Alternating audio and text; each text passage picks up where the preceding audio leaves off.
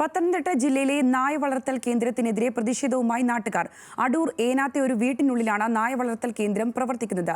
നായ്ക്കളുടെ കുരയും അസഹ്യമായ ഗന്ധവും സ്വൈരജീവിതത്തിന് ശല്യമായതോടെയാണ് നാട്ടുകാർ പ്രതിഷേധവുമായി രംഗത്തെത്തിയത്. 100ഓളം നായകളാണ് കോഴഞ്ചേരി സ്വദേശികളായ അമ്മയും മകനും താമസിക്കുന്ന വീട്ടിലുള്ളത്. വീടിന്റെ വാതിലുകളും ജനലുകളും അടച്ച് നായകളോടൊപ്പമാണ് ഇവരും താമസിക്കുന്നത്.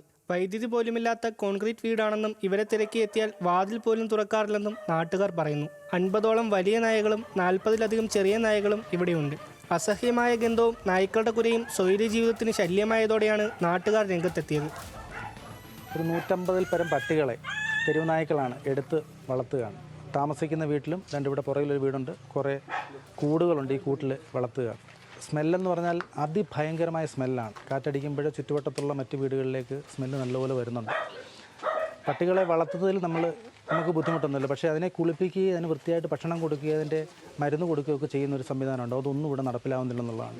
അടിയന്തരമായിട്ട് ഇതിനെ തിരുവനന്തപുരത്തോ മറ്റെവിടെങ്കിലോ നല്ല വണ്ടി വല്ലതും വിളിച്ച് ഇതിനെ കൊണ്ടുപോകുന്നതിന് വേണ്ടുന്ന നടപടികൾ ഉണ്ടാവണമെന്ന് പറഞ്ഞിട്ടുണ്ട്. മുൻ പഞ്ചായത്ത് അംഗം തുളസീധരൻ്റെയാണ് വീട്. തുളസീധരൻ്റെ മരണശേഷം മകൻ ഈ വീട് വാടകയ്ക്ക് നൽകുകയായിരുന്നു. നാട്ടുകാരുടെ പരാതിയെ തുടർന്ന് വീടൊഴിഞ്ഞു പോകാൻ പഞ്ചായത്ത് നോട്ടീസ് നൽകിയിരുന്നു. എന്നാൽ വീടൊഴിഞ്ഞു പോകില്ലെന്നും വളർത്തുനായ്ക്കളെ ഉപേക്ഷിക്കില്ലെന്നുമാണ് ഉടമകൾ പറയുന്നത്. നായകൾക്ക് വിഷം കൊടുത്ത് തങ്ങളും ജീവനെടുക്കുമെന്നാണ് ഇവരുടെ ഭീഷണി. നാട്ടുകാർക്ക് നേരെ ഇതുവരെയും നായയുടെ ആക്രമണം ഉണ്ടായിട്ടില്ലെന്നും അനാവശ്യ പ്രതിഷേധമാണ് നാട്ടുകാർ നടത്തുന്നതെന്നും ഉടമകൾ പറയുന്നു. ന്യൂസ് മലയാളം, പത്തനംതിട്ട.